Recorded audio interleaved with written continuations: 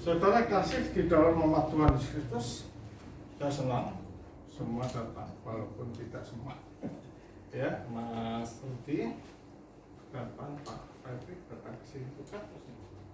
Ya, kita akan santai, nanti pelajaran akan diajar oleh Mas Basilus di sini. Tapi tidak berkaitan dengan etika tanya floor, tanya jawab apa saja. Ya, tanya apa saja tentang sholat, tentang apa, please asyik. Saya ingin juga melihat Mas Andre mengajar. Oke, saudara, sebagaimana kita ketahui bahwa Allah itu menciptakan segala sesuatu itu menurut alur si linear dan memantulkan keberadaan Allah yang suci, Allah yang kudus, dan Allah yang sempurna.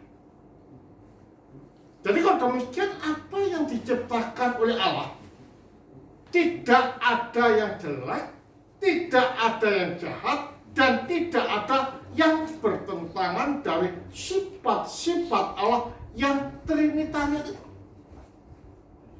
Semua saling melengkapi, semua saling perhatikan, dan semua itu saling menunjang dalam keharmonisan. Karena itulah manusia dikatakan sebagai image of the image, dan dikatakan sebagai image of the image karena pola dasar diciptakannya manusia itu adalah sang image, siapa? Yesus Kristus atau sang firman. Dengan demikian, normalnya kalau kita mau bilang semua manusia itu harus apa? Pengikut Kristus. Artinya apa? Kristen. Normal. Nah, karena manusia telah menggunakan kehendak bebas secara salah itulah, maka tragedi terjadi di dalam hidup manusia. Manusia saling bermusuhan, manusia saling membunuh, manusia saling menendang, manusia saling membenci, manusia saling ingin membunuh. Bukan hanya manusia, tetapi dampaknya terhadap alam. Mengapa kejatuhan manusia, alam pun juga ikut jatuh? Karena alam itu adalah tersimpulkan di dalam kehidupan manusia. Nah, manusia dikatakan sebagai apa? Mikrokosmos atau jagat kecil. Karena itulah ketika manusia jatuh dalam dosa, jagat besar pun juga hancur berantakan. Binatang memakan binatang, kan? Ya kan? Binatang memusuhi manusia. Bahkan manusia pun kalau ingin makan harus bekerja. Dulu kan enggak. Everything is provided by God. Disiapkan oleh Allah for human being, for the crown of creation. Semua dipersiapkan. Tetapi ketika manusia jatuh, untuk makan harus mengeluarkan keringatnya, dan ibu pun kalau melahirkan harus juga merasakan sakit. Ini membuktikan bahwa semua sudah berubah. Manusianya berubah, jagatnya juga berubah. Nah, kedatangan Sang Sabda ini untuk menunjukkan bahwa dosa dan tidaknya manusia tidak pernah mempengaruhi program Allah bagi manusia.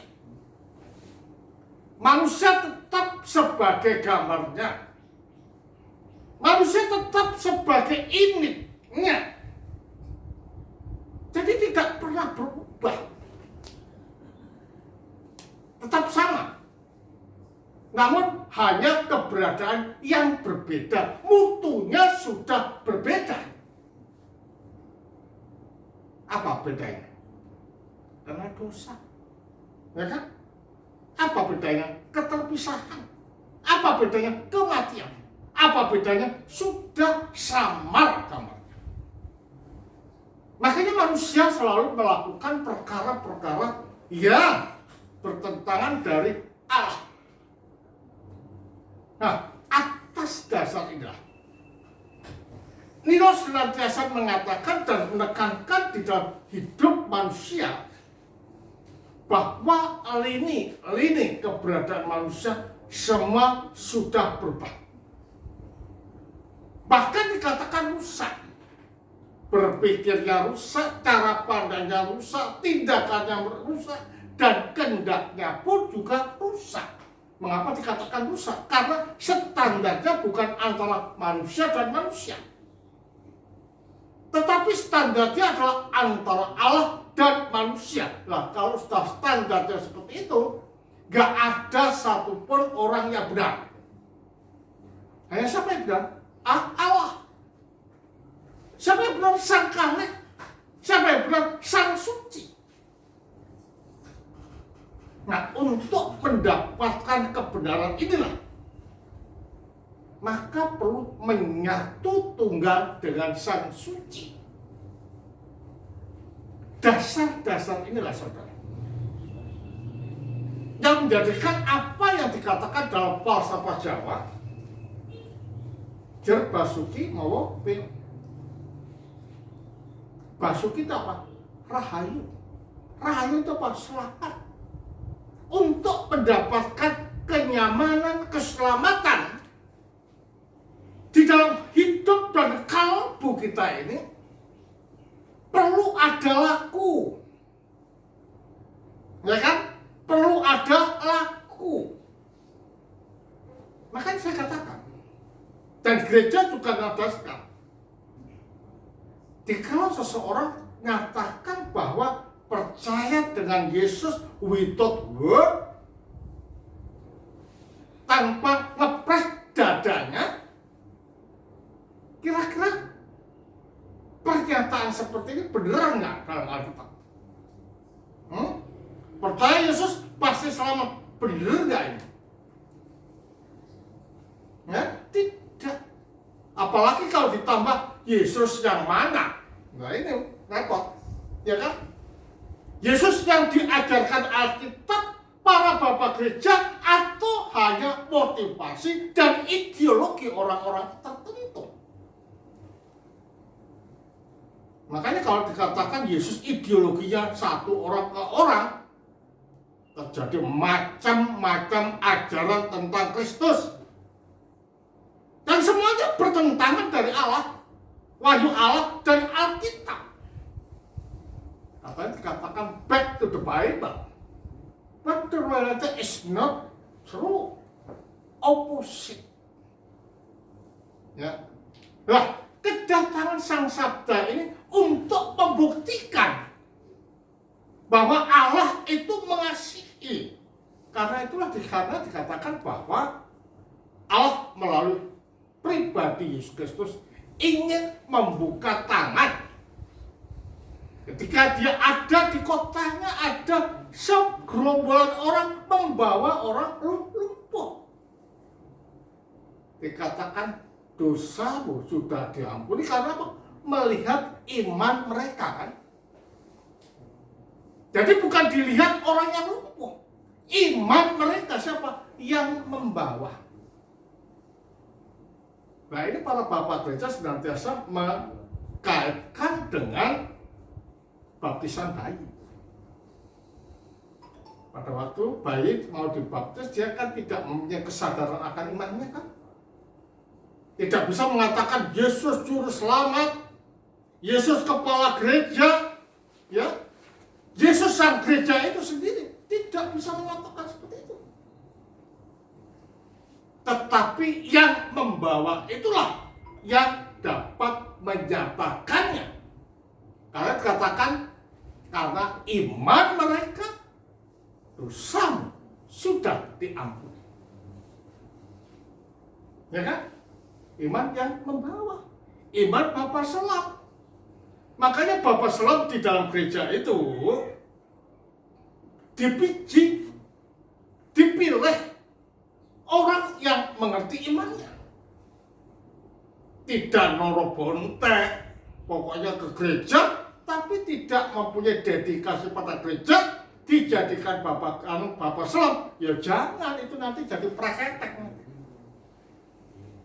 Maka, jadi untuk menjadi bapak selam itu mempunyai dedikasi tinggi, mempunyai iman yang memadai, dan cinta gereja dan Allah,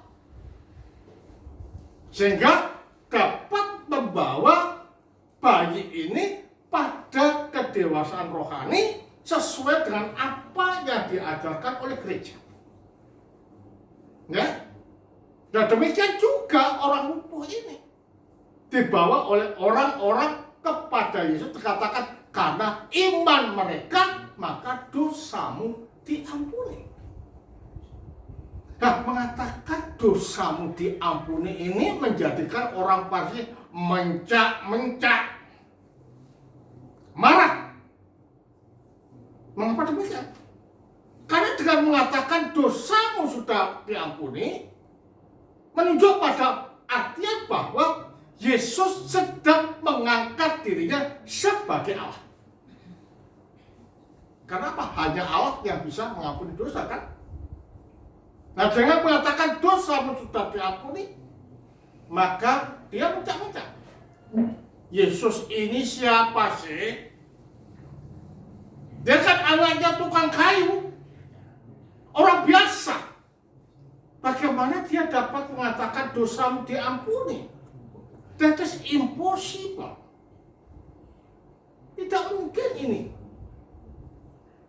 Nah, mereka tidak tahu bahwa sejatinya Yesus itu adalah Sang Firman yang dari kekal sampai kekal ada di dalam Allah.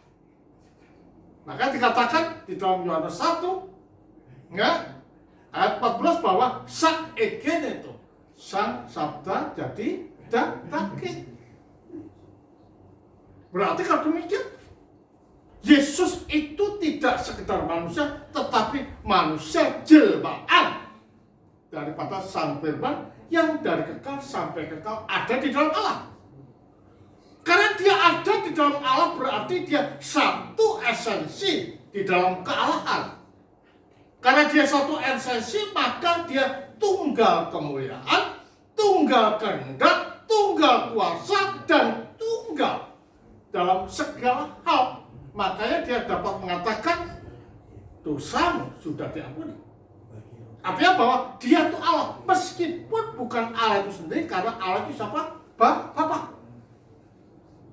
Makanya di sini mencelakkan orang-orang Farisi yang menganggap bahwa Yesus sebagai orang biasa. He is the word of God who dwell in God forever, never separate. Nah, tidak pernah bisa separate. Ya, selalu dan selalu. Nah, maka dikatakan di sini, ya, dikatakan dalam Matius tadi, ya, maka dibawalah orangnya kepadanya seorang lumpuh yang terbaring di tempat tidurnya. Nah, ketika Yesus melihat iman mereka, berkatalah ia kepada orang lumpuh ini, percayalah, hai anakku, dosamu sudah diampuni. Maka berkatalah beberapa orang ahli Taurat dalam hatinya, ia mengucap Allah. Kenapa? Ia mengangkat tadi kata dosamu sudah diampuni. Ia mengucap Allah. Menunjuk pada ketidaktahuan, ketidakmengertian, ketidakpahaman siapa Yesus yang ada di depan mereka ini. He is God. Ya, karena dia adalah the word of God who dwell in God forever without end. Tanpa terus. Ya, katakan demikian.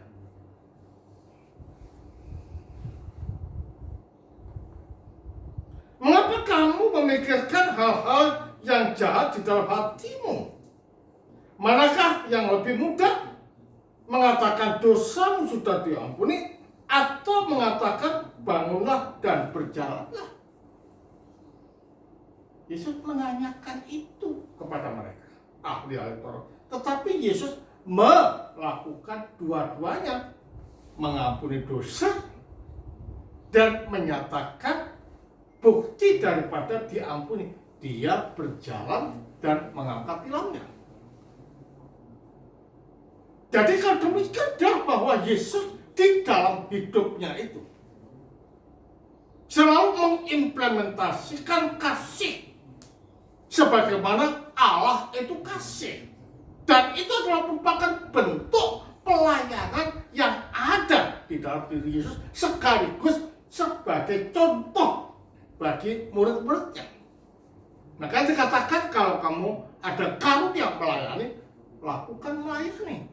Menyembuhkan, lakukan menyembuhkan. Mengajar, lakukan untuk mengajar. Jadi karunia-karunia yang diberikan kepada para rasul atau jemaatnya ada, bukan untuk dipertahankan, tetapi untuk disatukan dalam keharmonisan. Karena apa?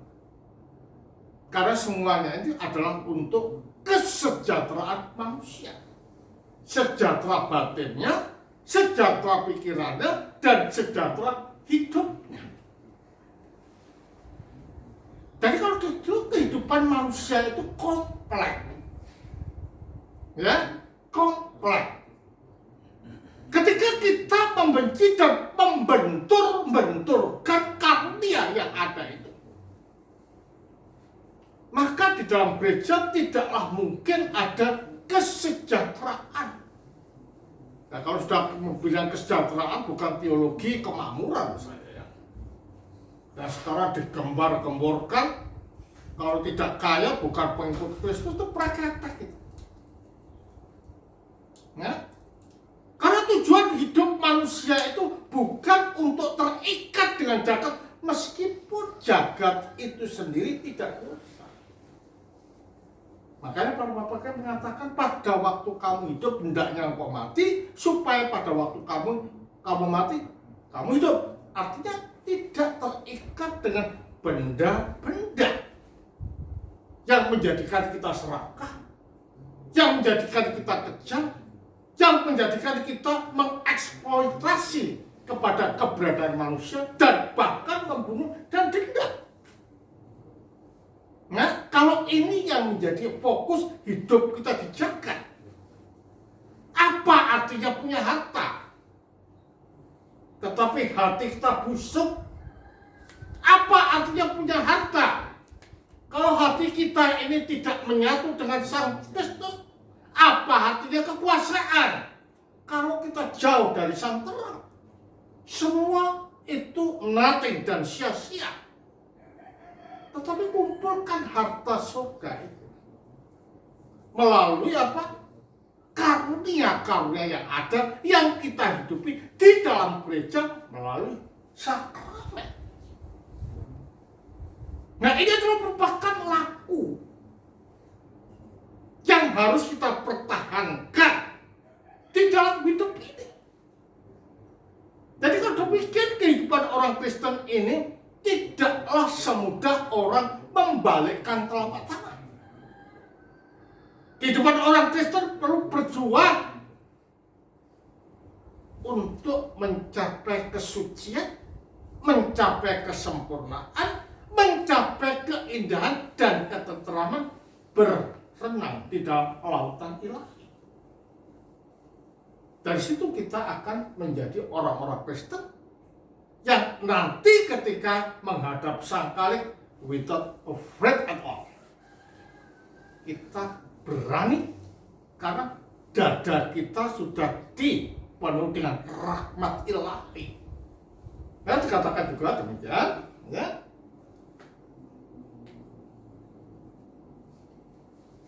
Manakah yang lebih mengatakan dosamu diampuni dan mengatakan berjalanlah, bangunlah dan berjalanlah.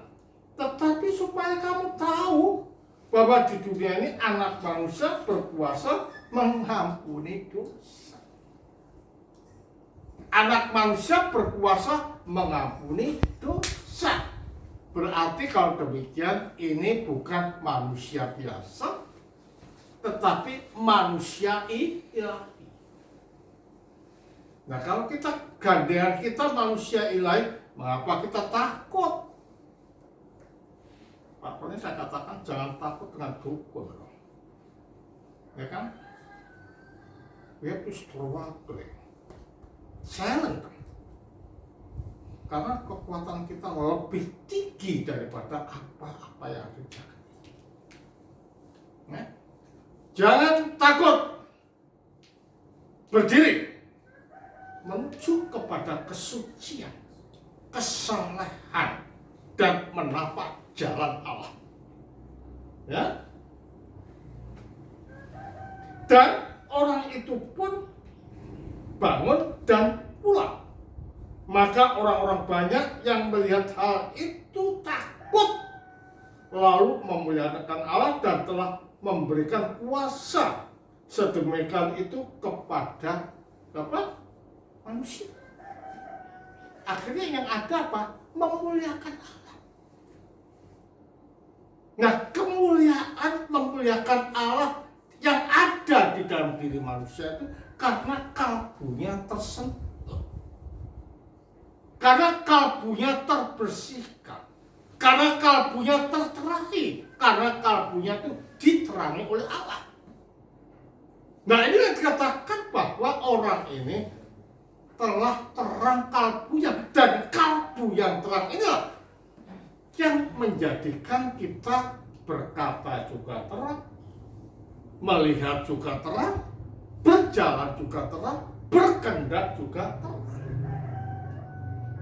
Nah, kalau ini sudah terjadi di dalam kehidupan kita, maka kita betul-betul dapat dikatakan sebagai terang dunia. Kita dapat dikatakan sebagai garam dunia. Dan kita dapat dikatakan sang manusia. Karena telah dibuktikan kita manunggal ngamiji dengan sang manusia, siapa? Yesus melalui sakramen di dalam gereja. Yang jelas kita jangan mau diinabubukan oleh bisikan sekali selamat tetap selamat. Jangan, karena itulah bisikan yang menjadikan kita sembrono di dalam menjalani hidup ini. Tetapi kita tetap tegar merangkul Yesus, karena di sanalah keselamatan kita, harapan kita, pembaruan kita, dan tembok kita untuk mencapai kesucian hidup. Kemudian bersama Sang Putra Salus